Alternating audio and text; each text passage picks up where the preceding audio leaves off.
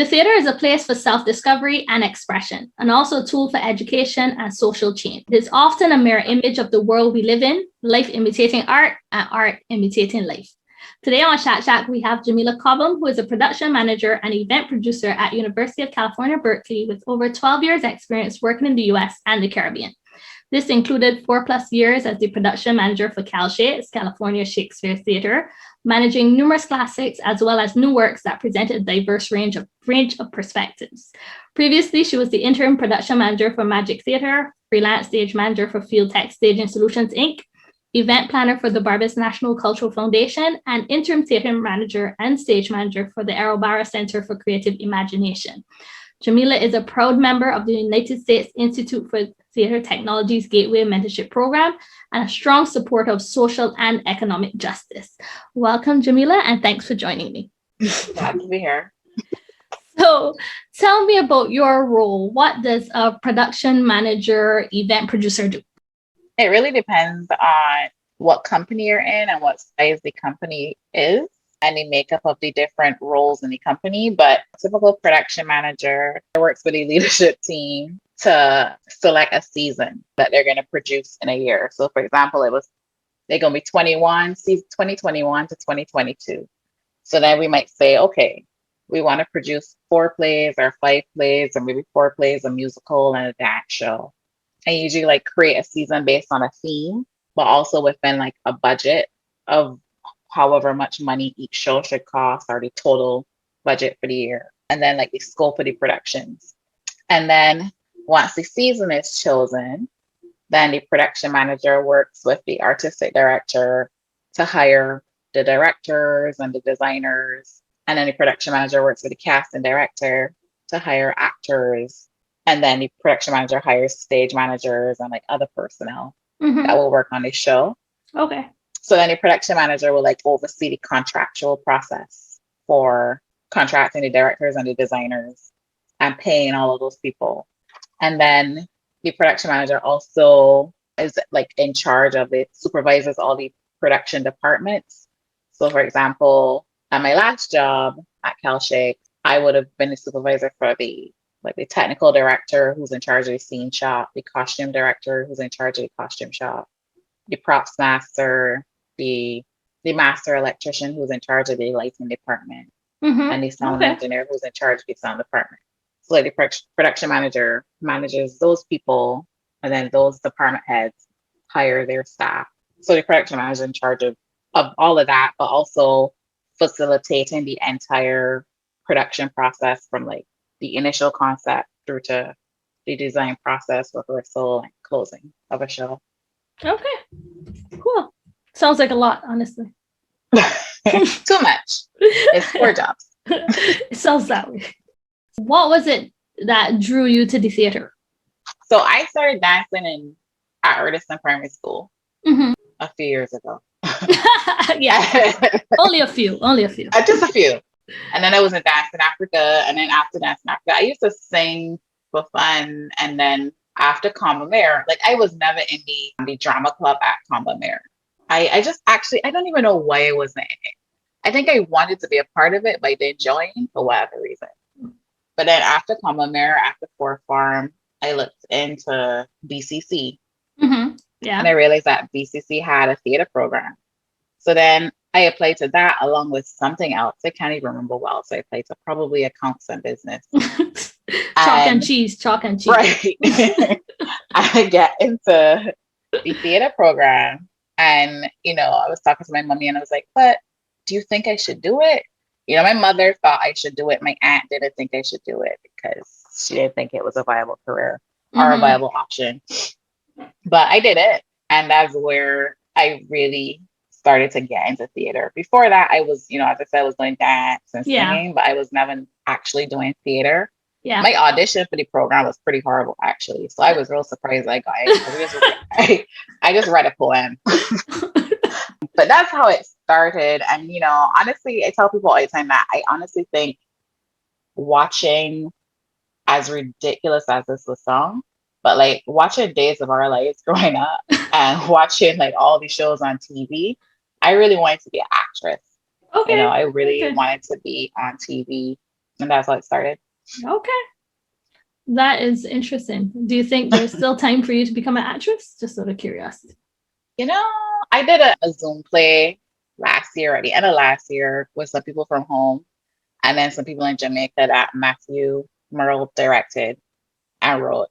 And I acted in that. That was great. That was fun. That was the first time I acted in years. I still want to. It's on my bucket list. I still Okay. want to try, but wait, Good to know. Good to know. So what would you say is the role of the theater? Why would you say it's important? theater is supposed to reflect life, Mm-hmm.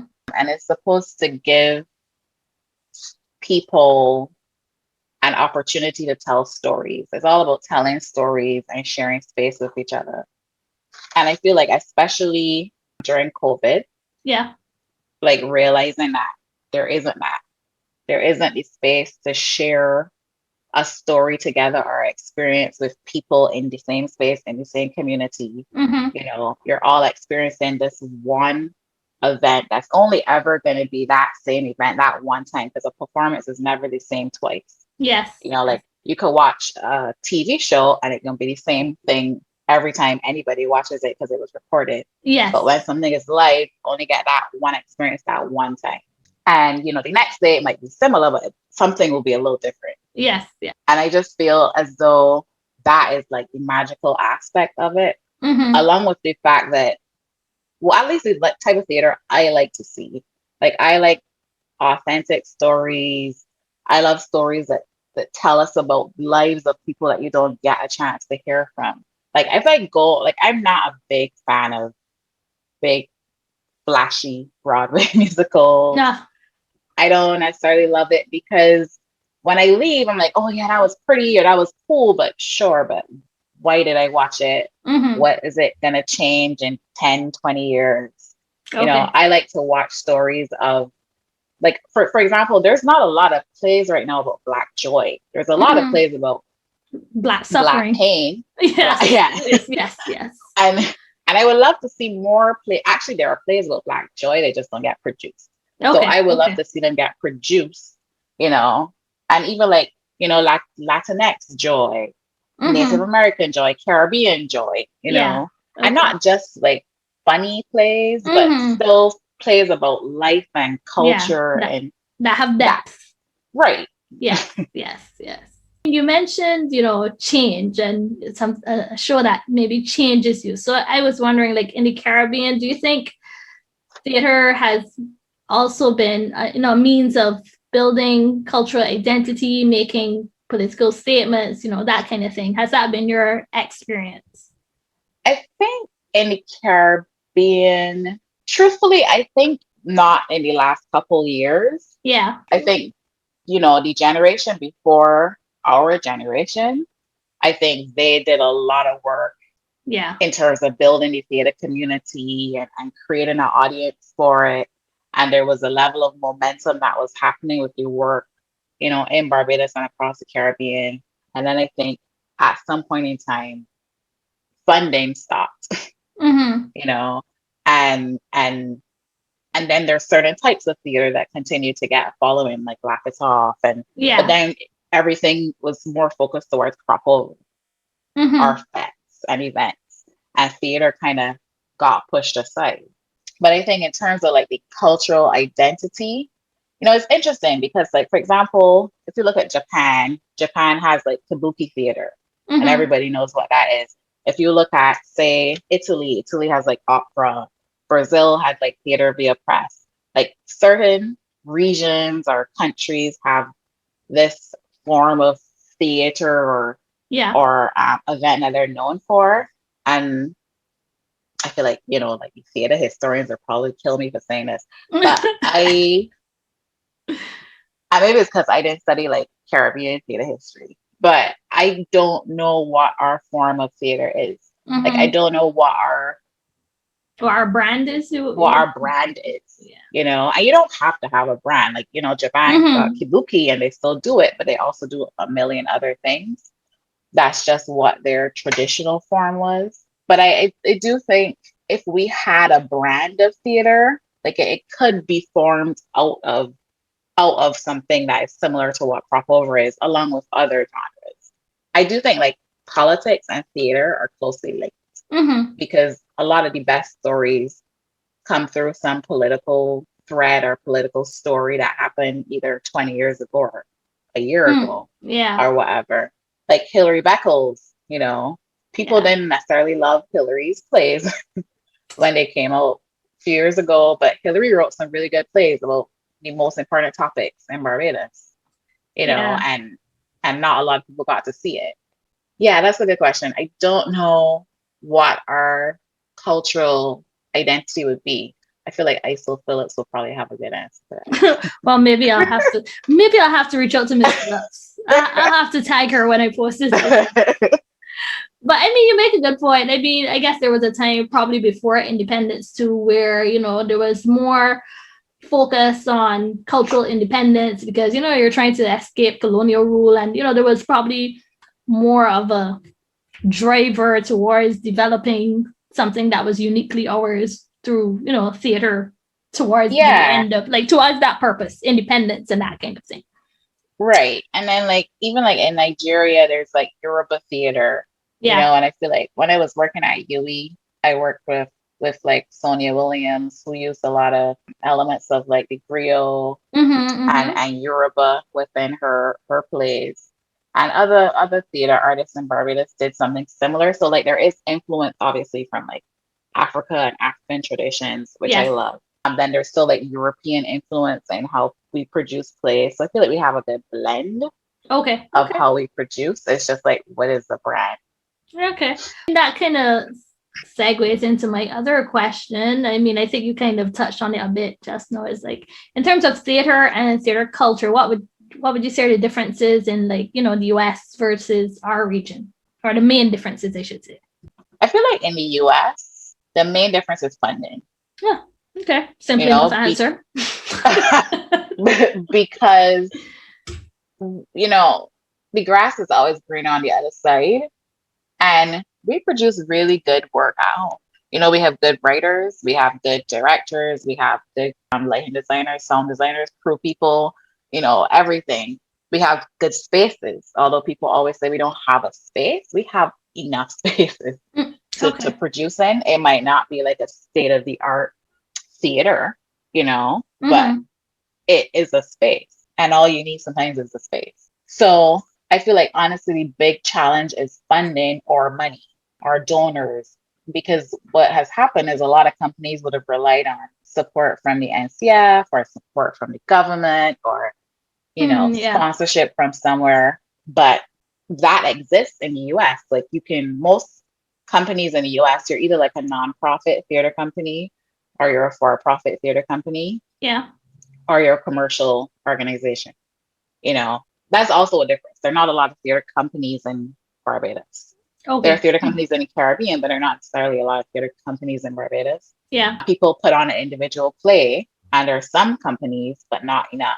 So, for example, when I was at my last company, that was a nonprofit theater company, which obviously has a board. They apply for grants every year. We would get over $1 million in various grants to produce work. My production budget at my last company was 1.2 million per year. That's pretty impressive. It's a big budget. Right. That's just production. That's not even the whole company. And to really think about how much of that is funded by individual donors, organization sponsorship, and thinking about, okay, this company could not exist if they didn't have all this money coming in, because the ticket sales only covered about 40% of the operating costs. Yeah. So you look at the Caribbean, for example, I don't know the books of Laugh It Off, which you can say Laugh Off is a company. Yeah. They've been in existence for a number of years. I know of some other companies, but I don't think they're still in existence. But for example, Laugh It Off, I don't know how much of their budget is covered by sponsorship, donors, or just ticket sales. Okay. Fair enough. So to me, that's the big difference. And also just an audience, an active audience that wants to support and go to the shows. Well, that makes me also think about opportunities. In the region, you have actors and directors, and I guess they seem to be experiencing hardship with maybe, limited facilities and opportunities to pursue this kind of career. So I was wondering what your experience was and maybe what you would like to see happen. This is an unpopular opinion, but I think sometimes people just have to start. It is hard to find opportunities at home, and it's hard to start to think, okay, I want to put on a play, because right away you need money to pay the artists, to pay the tech people, to get a space, and hope to make a profit. But I think maybe it starts small. I love seeing all the online videos on YouTube. Yeah. I love seeing the people, like, what do you name I went to Combo Meredith to? What, Lord Zen? Yeah. Yeah. I love seeing, Lord Zen out there hustling. Yes. He's doing his videos, he's doing his stand-up. I think he had a live show at some point in time. And I think he actually put on a play at one time too. It's actually pretty entertaining. Right. And I don't know what his plan is, but the key is that he started online because, and well, not because, but when I was watching him, I was like, okay, you started online, so you're gonna following. Okay, yeah. Smart. People now learning your name, getting to know who you are. They like you, so they crave whatever the product is you have. Yes. Then eventually you say, all right, I got a live show. Mm-hmm. Come and see me. Then people can be like, oh yeah, we gotta go and see Larry Zane because he can be funny. Yeah. So I think the hardest thing about live theater is that first you have to get people interested in you and what your brand is. So if they don't know you, why would I pay my money to leave my house to go see it? Yeah. And like, that's not how people function anymore, because you have so many outlets. Yes, so many other things that you could be doing. Yeah. Right. I can watch Netflix. I can go to a fete. I can stay home and do something else. Yeah. I can read a book. Yeah. So I think it starts with, okay, a lot of people have to decide. It's the same thing as if you want to open a coffee shop or you want to start your side business, you might have to take out a loan. Yeah. A personal loan, or you might have to say, you want to find a board for your company and say, okay, here is what your benefits will be for helping me open this business. I also think like rethinking, and this is something that needs to happen in the US also, but like theater companies in the US are no longer sustainable. Mm-hmm. Like, unless you are a big for-profit commercial company. Yeah. And coming out to the pandemic, they're even less sustainable. So it's like, what do you pair a theater company with? Is it like a restaurant? Is it a bar? Mm-hmm. Is it some other thing that will generate income on the side?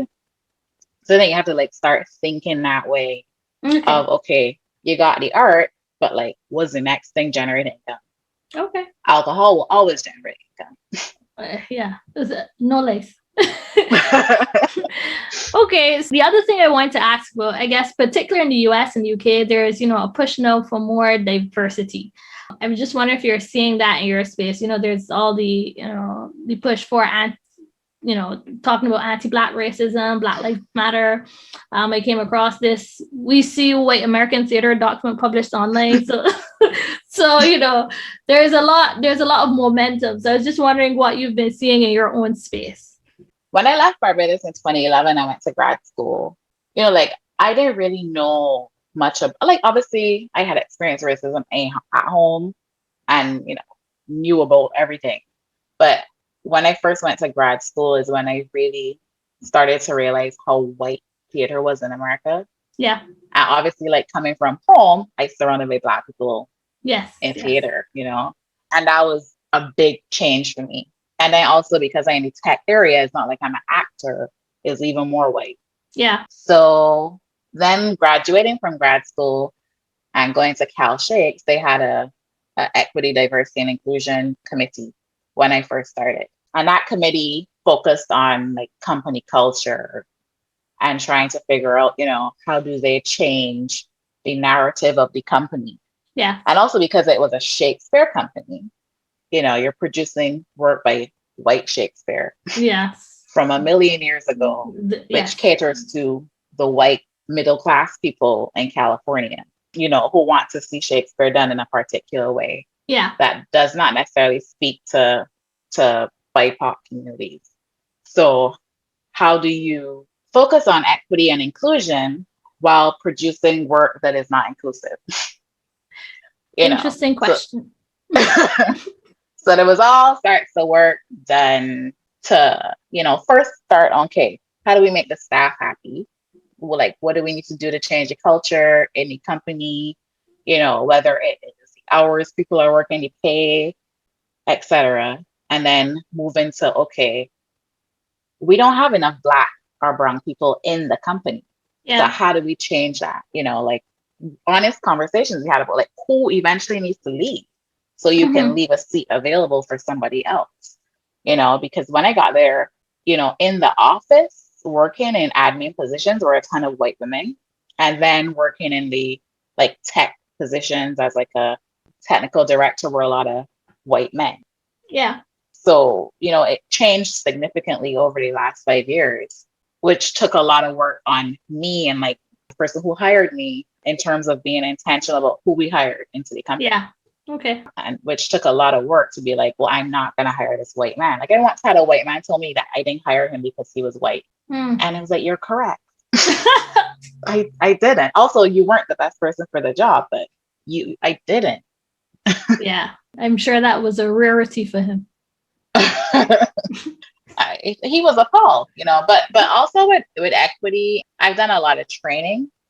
We had to do a lot of training workshops. I did a workshop on like ability justice, all about access for folks with disabilities. We did workshops on microaggression training, racism in America, like another workshop on transformative justice, consent training, accountability training, bias training. So like there's been a lot of and then we just did a 2-day long session on anti-racism last year. Okay. So there's like a lot of trainings that have been happening in the companies I've been in. Well, it's good to know. I mean, that's the place where we start. Yeah. So we talked a little bit about diversity there, and you did mention women. I guess we can't talk about that's another section of the diversity discussion. There seems to be, I guess there doesn't seem to be a shortage of women on the stage, but perhaps maybe in, as you mentioned, in technical roles and maybe in middle and upper management. So I'm just wondering what has been your experience with regard to women in theater. It's interesting, right? Because historically, women were in the leadership positions in theater companies. It was typically a white cis man or a queer white man. And then, he might have a woman assistant under him, typically a white woman. And then you might, in a theater company, women might have held the roles of like marketing director, PR, director or whatever. But when you think, and like definitely in the costume shop, would have been a woman. But then in the prop shop or the scenic shop or lighting or sound, those roles were typically held by men. Okay. And then their shops typically had a lot of men as well, or they might have had some women. But over the last 7 years, that has really been changing a lot. Okay. But it's only been changing in companies that have actually tried to make it change. Like deciding, okay, you're not just going to hire your friend, or you're not just going to hire the person who you think can do the job best because they have all these qualifications on their resume, but there's this woman or there's this BIPOC candidate who might not have as much experience, but the only way they're ever going to get good is if they get the opportunity. Yeah. So like explaining to people that is you have to give people opportunities, and it's your job to create that opportunity. So like it's changed a lot. And even at Cal Shades, what happened is our scene shop, which builds the scenery for shows, eventually had more women than men. Okay. Like the one male was our technical director who managed the shop, but everyone else in the shop was either female or queer. And that's one thing I liked about my last company. There were a lot of women. Okay, that's good. And it's good that at least in some places people are paying attention, looking to make change. Yeah, in some places, yeah. Yes. I mean, you did mention keeping theater alive during the pandemic and the challenges with that. So I guess this is kind of like a, two-part question. Like, What has it been like keeping theater alive during the pandemic, and what do you think the future of theater looks like? Have you watched any Zoom plays? I have not, I confess. So that's mainly what it's been like. So at UC Berkeley, you know, we had to still find a way of giving our students the opportunity to be in plays, Mm-hmm. to perform in a play, and to either like stage manage a play or do lighting for it because it's still a course that they need to graduate. So we decided to do audio plays. So we just released the audio play that the students performed in. They did Children Women. We did a remote web series, which was specifically written for the students who were cast in that production. Okay. And then we did a Zoom play for another show, which is a actual script that we did on Zoom and recorded it and then edited the final thing together. So for all of these things we did, we had to send all the students a kit with recording equipment, Okay. lighting equipment, cables. Interesting. Some students for the web series, most of them recorded themselves on their cell phone and then uploaded their video. But like some students had older cell phones, so we had to send them iPods. Or for one student, I sent her one of my old cell phones. Okay, because okay. it's just like trying to make something happen. Yeah. We also still sent them costumes, we sent them props. And it was interesting because, usually you're doing a show, the student comes to the costume shop and you can measure them. Right. But none of that happens. So you tell the students, okay, here's how to measure yourself. Then send me your measurements and I'll make your costume, send it to you. But that's interesting too, because I guess in a way they've kind of learned a lot of other skills maybe by the way. They have. They really have. And I think too, like in theater, everyone's a perfectionist. And also some people aren't. I mean, there's a lot of flexibility, but I think people get stuck in a particular way of working. Mm-hmm. And this forced everyone to see that there are different ways to working. Okay. And that being a little flexible is helpful, which I think is good. But working in the pandemic was just hard because I had to learn so much. Like I learned so much about Zoom. Yes, I learned so much about like all the different editing programs and not screen mirroring, but like how to mirror the students. Because the thing about filming remotely is that the student is wherever they are in the world. Yes. And the director and the other students are all on Zoom with us, and we need to see what's on that student's cell phone when they're recording. So, we use like QuickTime to mirror their cell phone onto the screen and then screen share so that we can see them recording themselves in real time. Interesting. And give feedback. And then so it like took me so much time sitting down all night looking into, okay, how do you do this? I'm Googling, looking at people's responses. And Yes. We've all learned so much.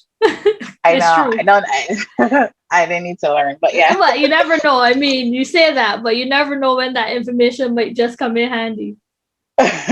So in terms of, like I said, the future of theater, I was wondering, there are things like, the carbon footprint of people traveling to the theater. There's like augmented reality, smart glass. There's a whole host of things. I'm just wondering what you think the future of theater looks like, or maybe it incorporates all of this Zoom plays you've been mentioning. I think Zoom plays should go away, but fair enough. But I think, like you're saying, like the carbon footprint, and also you want to be able to make your product accessible to everybody. Yes. So even if like the live production still happens, like how they have Hamilton, now more people have seen Hamilton. Yeah. Like when you have the play in person, record it and record a good quality production and make it accessible. Like I would love to see what it would mean. And maybe it isn't Netflix, maybe it's one of the smaller streaming services coming up now. But if they could say not just to Broadway, in Hollywood, but to smaller regional theaters and then to different theater companies in different countries, if they could say, okay, we'll pay you XYZ to get recordings of all of your shows. Yeah. It's and pretty then pay the interesting. actors and pay the crew members, and then people are making more money. Yeah. Because even in the US, actors complain that they're not paid enough, crew people don't get paid enough because, like, for example, if I look at my friends who work in tech companies here, they make double what I make. Yeah. And I think I'm okay, but they're Mm-hmm, making a mm-hmm. lot more. You got sign-on bonuses and all these perks in the world. Yes, that's true. It just don't exist in theater. So while you're making, a livable salary, it's not what other people are making, and you're working twice as hard. You Mm-hmm. know, it's just not a sustainable career. So I hope like that's the future where it's not you can see it live, but once the live show is over, then it's on demand and available somewhere Yeah. else. Yeah. Okay. But also with that, I think theaters have to really think about the future. Like for me, I really think that I would love to see a theater production that then becomes an animated show. Hmm. It just doesn't end after a theater production, similar to how someone writes a book and then someone does a It's a movie, movie. Yeah. Okay. right? Or like what are the video game aspects? Like think about how it can like have a bigger life. I Mm-hmm. just don't feel like that ever happens. So I feel like more areas need to work together instead of everybody being separate and Okay. siloed. Yeah. We can't really talk about the future without talking about young people. Do you think there's a challenge in getting young people to go to the theater and to be involved in the theater? I think there's a challenge if they feel like that it's not for them, Mm-hmm. or that it's not created by them, or that it's not important. Like look at TikTok. You know, why do people like TikTok? I don't even know. I'm not sure I'm the one to answer you. I I People have gotten into TikTok because one, it's fun for them, Yeah. and two, they get to record themselves and people watch them and people like Mm-hmm. them and they get acknowledgement, and then they get to watch other people do things, which it's quote unquote live or recorded and accessible, Yeah. And I think that is similar to what theater is. Mm-hmm. I just think you need more theatrical productions created by young people, Mm-hmm. written, directed, created by people that actually have funding behind it. Okay. Young children sit down and watch TV all day long. Yeah. YouTube. Yeah. Yeah, and love that kind of thing. I just think you have to figure out like what is actually relevant for people and create that. People love Mm-hmm. Comic Con. What is it? What's Comic Comic Con? Con, I think so. Yeah, and Like anime. yeah. Mm-hmm. Mm-hmm. People love that. Like I am personally waiting for the Caribbean to have their own animated series. Mm. I really hope that that's coming soon. But I think that's the key, right? Like having it created by young people, especially like if you look at in Barbados, I will never forget what I was amazed at how popular they had a dance competition that used to happen at this gymnasium I think you years. know. Well, maybe This it is. still happens. I think I know the one you mean. Like they used to got like male dance groups and that kind of thing. Yeah, and it used to be I, schools participating, yeah, I can remember. and it used to be births. Like place was crowded. People came, one because they were supporting their friends, Yeah. and two because you could have dressed up and leave home and Yeah. go, you know. And I don't know if it still happens, but I remember this point in time where it stopped. But like I think that is the kind of thing we need to fuel more of, like work created by the students, and not just that, but have good prizes. You Mm-hmm. want good prize money, good incentives, and it wants to keep growing and growing and growing so that they have an outlet. Also, the meme culture. Oh yeah. I think if Bajans could get paid for memes, because I Bajans real good at I creating say that all the time. There has to be a way because I mean, memes. Beijing's fast and clever. Exactly. I'm so good at it. So I think it's just really sitting down and thinking about, okay, how do you monetize all of the ideas and everything? Although people don't like to pay for anything, people will pay what's reasonable for something that they want or that they think is necessary. Yeah. So, lastly, what would you say is your favorite show at the theater, or the favorite show you've seen at the theater, That's a good question. or maybe you have a favorite show that you've worked on? I don't know if that narrows the field. The favorite show I've worked on is a show called Black Odyssey, Mm-hmm. which was written by Marcus Gardley, who is from Oakland, California, and he wrote an adaptation of the Odyssey, Okay. centering on Black life and Black joy, and also like Black struggle. But it was Mm-hmm. so good, Oh, and it was the highest grossing single ticket show at Cal Shakes, okay. which was impressive. That was my favorite Okay. play, Cool. but I think overall, the one play I saw in my life that made me actually want to apply to grad school was I was in New York at some point in time, and I watched Memphis, Mm-hmm. the musical on Broadway. And after watching that, I was like, yeah, This is the place for me. okay, yeah. I was like, that's what I want to. Okay. Yeah.